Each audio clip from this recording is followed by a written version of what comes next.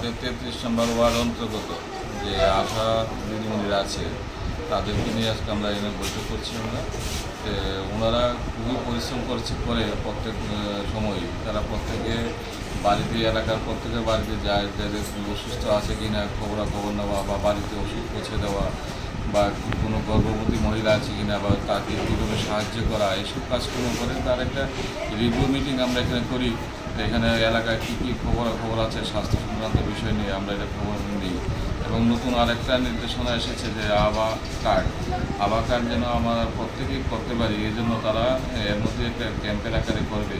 এটা নিয়ে একটা আলোচনা সবাই এখানে চলছে। আমরা এর মধ্যেই আবার সবাই যেন আভা কার্ডের আওতাধীন আসে, সেই জন্য আমরা এটা চেষ্টা করব। এর মধ্যে আমরা ক্যাম্প শুরু করবো, এটা নিয়ে আজকে আলোচনা সভা। আমরা আমাদের 33 নম্বর ওয়ার্ড অন্তর্গত যে আশা দিদিমণিরা আছে তাদেরকে নিয়ে